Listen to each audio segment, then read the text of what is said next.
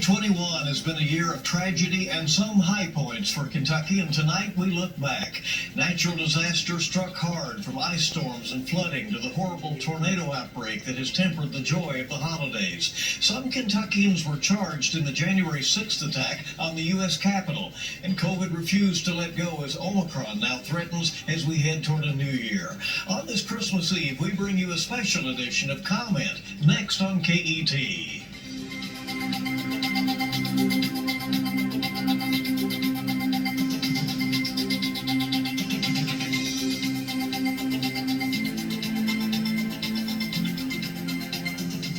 Good evening, I'm Bill Bryant. On this Christmas Eve, we welcome you to Comment on Kentucky as we look back on 2021 and on the remarkable careers of two of our longtime panelists who've decided it's time for the next chapter in their lives. We taped this program on Tuesday, December 21st, to give our panel and the crew here at KET a chance to enjoy the holiday.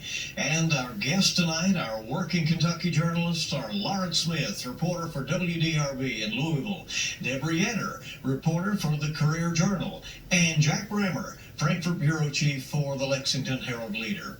Let's start with where we are before we head back to the beginning of the year. The deadly tornadoes in western Kentucky are tragic and yet have brought the state together at the very same time. Lawrence, we're all mindful of the tremendous hardships and the heartbreak that many are facing in Mayfield and Dawson Springs, Bowling Green, and other areas tonight. And it's going to be a long road back for those communities. Yeah, you know, Bill, we throw around the word unprecedented a lot, but this is truly unprecedented, the worst natural disaster in the history of the state. And you've had entire communities devastated. 3/4 of Dawson Springs is gone. You know, sections of Mayfield, neighborhoods in Bowling Green, flattened. There are many decisions that must be made about what is rebuild, how to rebuild it, and how to get people back into, get their lives back together, essentially. And there comes that question, you know, is there good reason to believe that there is a hope that there will be that sustained effort over time that is not weeks or months, but maybe years? That's the big question. When things like this happen, there's usually a large outpouring of support and attention early on, but this is going to go on for months and years. And the question is, will that support, will that structure be there down the road when these folks are still trying to put their lives back together? You know, the cooperation that we've seen in Kentucky has been heartwarming, both from a government standpoint and everyday Kentuckians who helped in lots of ways, from sending supplies and goods to just going out there, in some cases, and picking up a shovel and literally helping. It has been something to see, Deb. It is remarkable. I think Governor Beshear started a fund for folks early on, and it's picked up to more than $21 million last I heard, which is going to be used initially for funeral expenses for the 76 people lost in the tornado, and then they will start helping people who are uninsured. Excuse me, rebuilding their houses, because a number of folks down there did not have insurance, and I think FEMA pays a max of maybe $35,000 in those cases, so they're clearly going to need more. But, and the toy drive started by the First Lady, overwhelming response to that. They finally had to close the doors to that because they were inundated with toys from all over the country coming in by the truckload. Which is wonderful to see, but again, it reminds you just what a tough time of the year this was. And I've had people who have told me they just wanted to get into a truck, load a truck, and move in.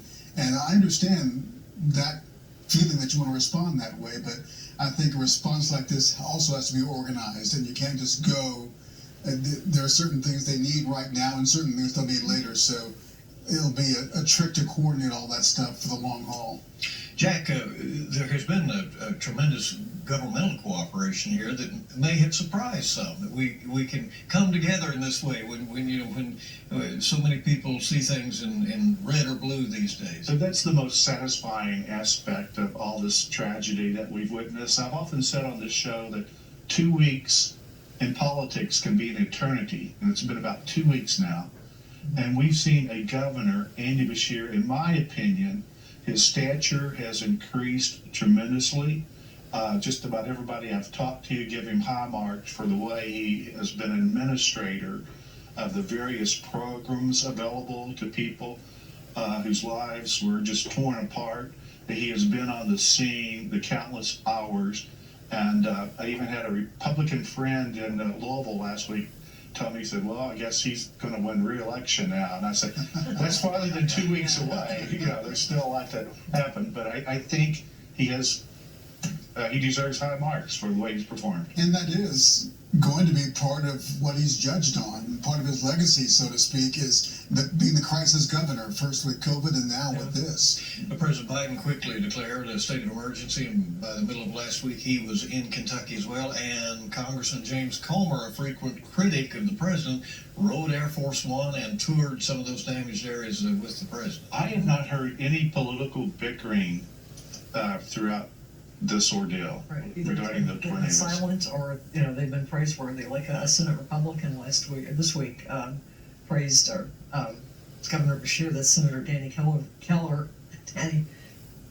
from Paducah, thank you, who's a frequent critic of Governor Beshear, was praising him for his response to the committee meeting last week. And good for Congressman Comer to put political disagreements aside for the sake of a display of unity against this tornado and supporting the disaster relief. Good for him for doing that. Well, our thoughts are certainly with the folks who are still dealing with that and have a long road back. It was a wild year in weather.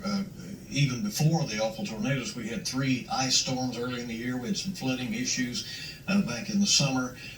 Lots of challenges from Mother Nature. As we look back at 2021, let's go back to the first of the year and highlight some of the events and challenges. First of all, COVID chased us right into 2021, but we were also just then getting vaccines available, and the rollout gave many Kentuckians some more freedom, at least for a time. Then came the Delta strain, and now the Omicron strain came rolling through. But Debbie, once the vaccines were available, there was a tremendous effort to get people immunized. There was some reluctance, and that became part of the storyline as well.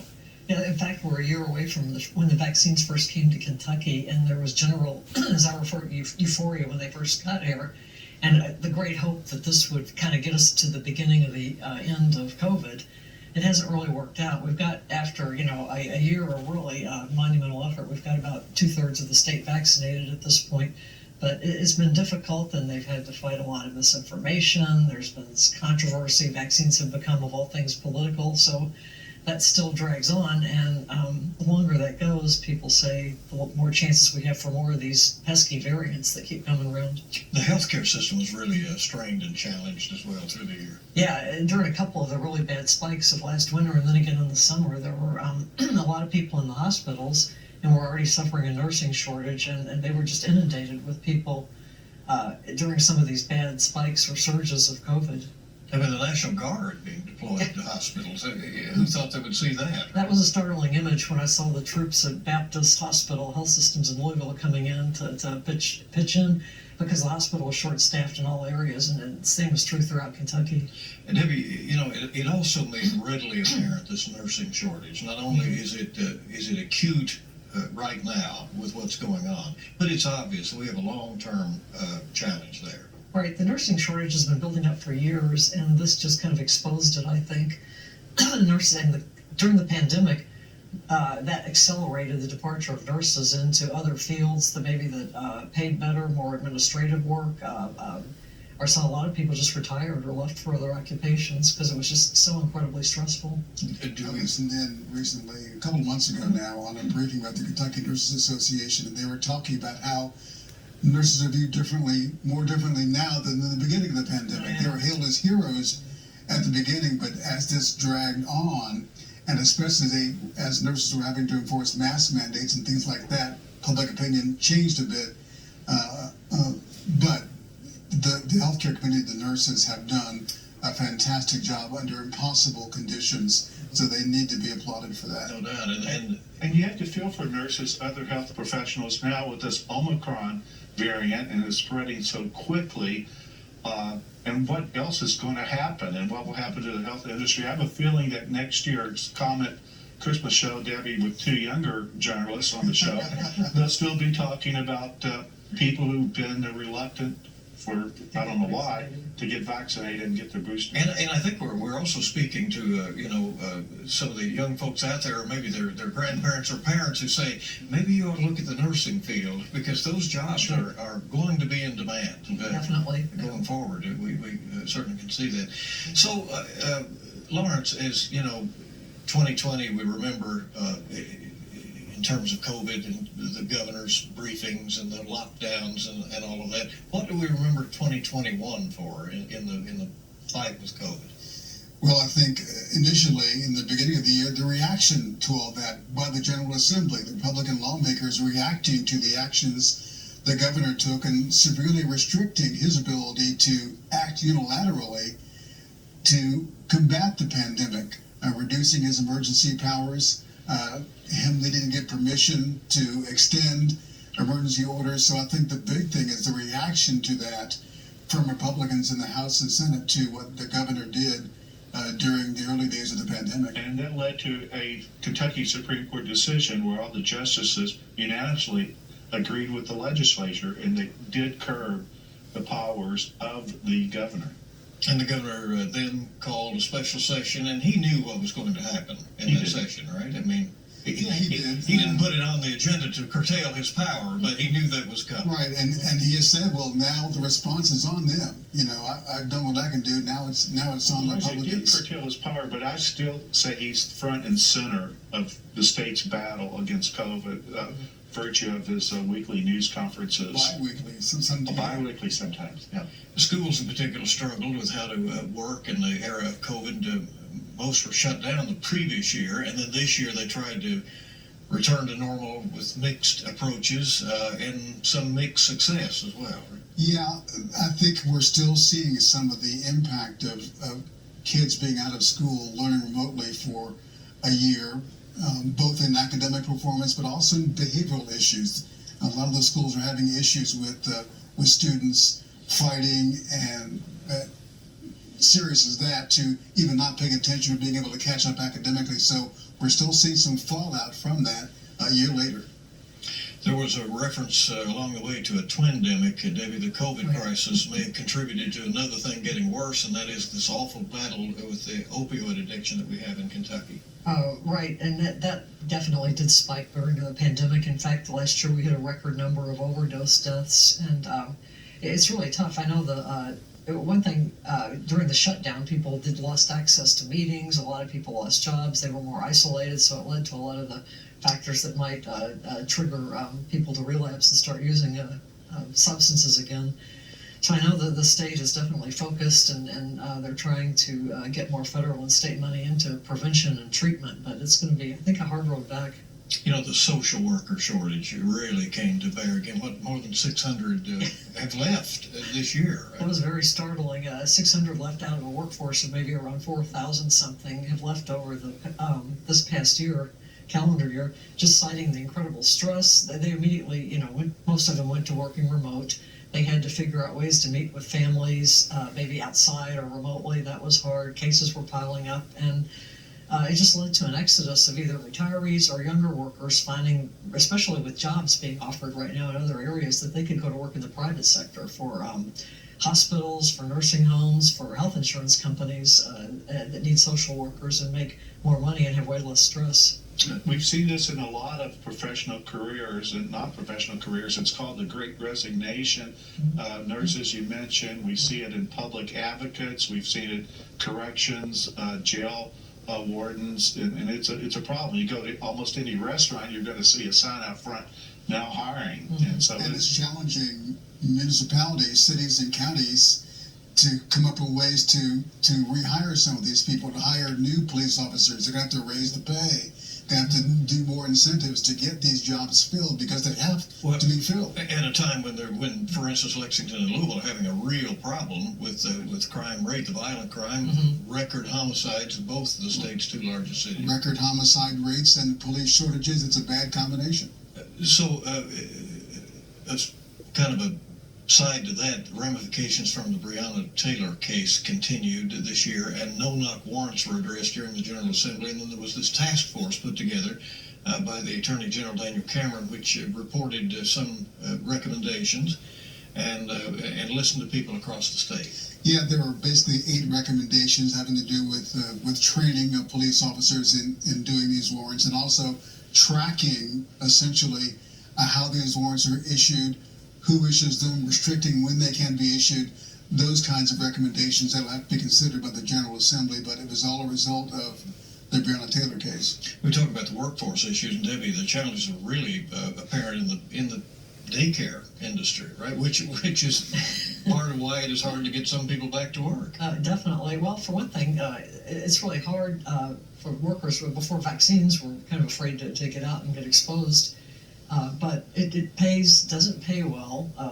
Workers are finding, they can do other things, and it's really created kind of a crisis in the field because people need childcare they can afford so they can go to work, and so that's hurting the workforce issues as well. 2021, you have to look back early in the year, January 6th, the insurrection at the U.S. Capitol. Learned several Kentuckians were eventually charged. I remember watching that, we just the jaw dropped to see what was happening at the Capitol. But what's been interesting now, almost a year later, is to see how this is being framed differently by different political parties. You have Trump allies trying to downplay this, saying it was not really an attack on the Capitol. There's, of course, a commission investigating this in the House.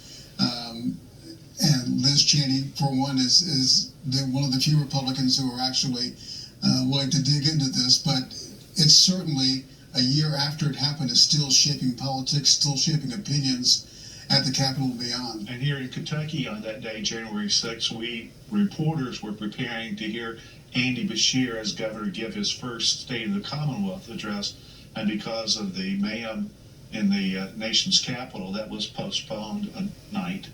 And we should say this as well. Senator Mitch McConnell just a few days ago said, this is something that needs to be looked into. So he is split from the former president on this. Which there was always sort of a fragile alliance there, but I mean, You could say that, yeah. but I mean, they really fell out over this, right? Yeah, former President Trump has been trying to get Senator McConnell ousted as the minority leader unsuccessfully. He still holds solid support among Republicans in the Senate, but it's obvious that relationship, such as it was, is gone. Well, he had some other, he bucked Republican conservatives on infrastructure, which he called a godsend for Kentucky when that passed, and funding of the federal government, a couple of compromises that he worked out along the way. And McConnell, got what he wanted during the Trump administration, and that was judges. He got judges appointed, including Supreme Court judges. So that certainly is part of the reason that Senator McConnell worked with President Trump, but that relationship, as we know, has now been fractured. Well, the state legislature, during a sort of shortened session because of COVID, or at least they had to really expedite things, they did pass a one-year budget, and the revenue has come in to far exceed that plan. There's a group of economists, they meet and forecast how much money will be available for the next 2-year budget. It's called the Consensus Forecasting Group, and they're looking at a $2 billion surplus. So there will be some money there to be spent. There's also extraordinary demand for it. People are and does the tornado situation play into that as well? Well, I certainly think that'll factor into. Beshear did say just recently that will figure in. I think he said it would figure into his budget proposal for next year, or at least it's thought that it would. So clearly, that's probably going to be why there was so much money available now. Yeah, it's a bright spot. Surplus, a lot of money. And let's talk about that. Why is the money flowing in? I think a lot of it has to do with all the federal relief from COVID that has flowed into states, including Kentucky, and in addition to a lot of direct support for state programs and businesses and hospitals and other things that has given people more money to spend through unemployment and other assistance that's helped the economy keep going, I think. There's already been a proposal by one senator to use a lot of that extra money to reduce the pension debt the state has. But I think there's so many demands by your social workers and teachers, your troopers, other essential workers, that they are going to need some kind of pay increase. There were some major bright spots for the future of the Kentucky economy. Ford picked the Bluegrass State for a major battery plant. Toyota had a major announcement. So really, Kentucky's been put in the forefront of producing what looks to be a future of electric vehicles, right? I think the economy is on what? On fire. Fire. Oh, yeah, that's the word. Yeah, it certainly is almost a $10 billion worth of investments this year. Well, if crises are one part of the Bashir legacy, another part is going to be economic development. A record number of projects launched this year. So we'll see how that plays out down the road as far as the number of jobs created and revenue produced. Mm-hmm. Lawrence, we had a Kentucky Derby that was filled with controversy. The winner, Medina Spirit, tested positive for steroids. Medina Spirit died later in the year with some questions maybe still up in the air. Yeah, Medina Spirit had illegal substances in his system. Bob Baffert suspended by Churchill Downs for 2 years. Later it came out that this was a topical application, nothing injected, but there's still no ruling yet by the Horse Racing Commission as far as what happens to the Kentucky Derby, whether Medina Spirit is officially suspended or pushed aside or what. So that's an ongoing controversy. And at least at this point, Bob Baffert still is out of the next couple of Kentucky Derbies. It was kind of a bad outcome to the first Derby after COVID, with fans back in the stands again, and all the excitement about that, and having the Derby Festival to some extent. One of the surprises of the year came when longtime Louisville Congressman John Yarmouth, the only Democrat in the congressional delegation from the Commonwealth, announced his retirement, and that set off a scramble that became apparent very quickly. Yeah, Attica Scott, a state representative, had already announced she was running. She was going to challenge him. And then when he stepped aside quickly, State Senator Morgan McGarvey got in the race. He's raised lots of money. So those are the two main combatants right now for that post. The Republicans haven't put up anybody, a big name yet, but it's right now the Democratic nominations between Scott and McGarvey. 2021 didn't have the elections except for 3 special legislative elections because of various reasons. But next year is going to be filled with elections, congressional, U.S. Senate, legislative, judges, locals, even local. Yeah, very busy. Top to bottom. Well, this is a very bittersweet night for us, as we note a couple of our giants here on this set are leaving Kentucky journalism. Jack and Lawrence both planning to turn the page in their lives. And Kentucky Supreme Court Justice John Minton recently praised Jack for his decades of work. If the media is the fourth estate in government, then Jack Brammer is one of the state's finest statesmen.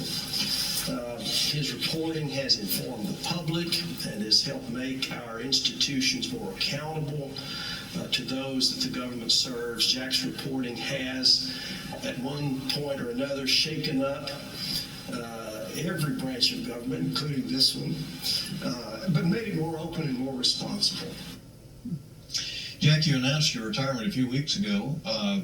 We kind of saw it coming through the year. You were hinting about it a little bit maybe, but you leave the Lexington Herald Leader next week after more than 40 years covering Frankfurt and other things that caught your attention. I know you've been an absolute pillar of this program for many, many years, and times have changed, right?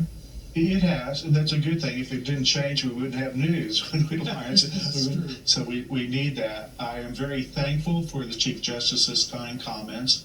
I'm very thankful to KET, honoring to have me on this program for so many years with brilliant journalists like Debbie and Lawrence.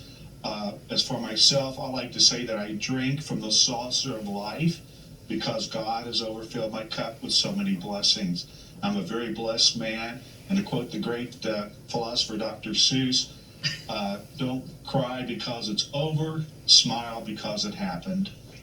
What are you going to do after this? Hope to be a freelance writer. If anybody needs a writer out there, I will write for food. So a little plug there. So we get that word. My only regret on the show, Bill, is that I didn't mention enough the town of Maysville. Well, there you go. One more time for the good times, right?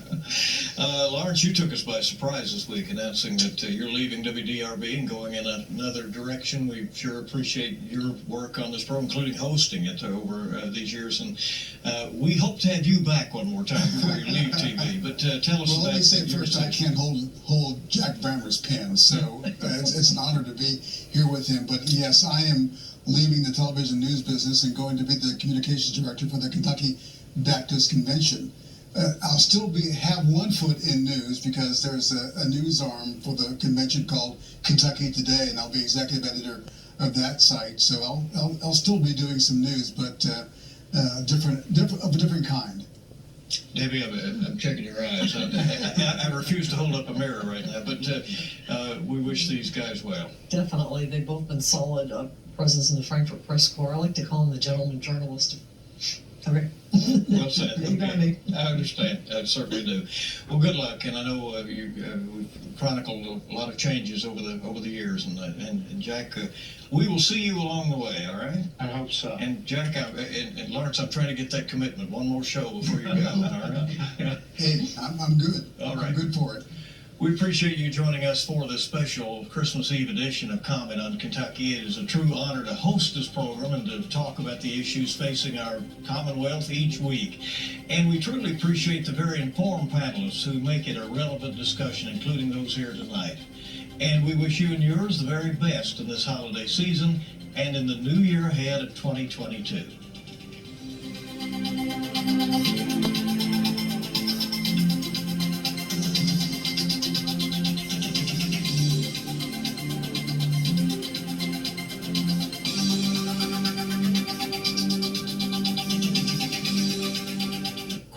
Programming on KET is brought to you by viewers like you. And for over 100 years, Kentucky Farm Bureau's mission is to be the voice of farm families throughout the Commonwealth. Today, that voice proudly supports quality programming on KET. Kentucky Farm Bureau, the voice of Kentucky agriculture.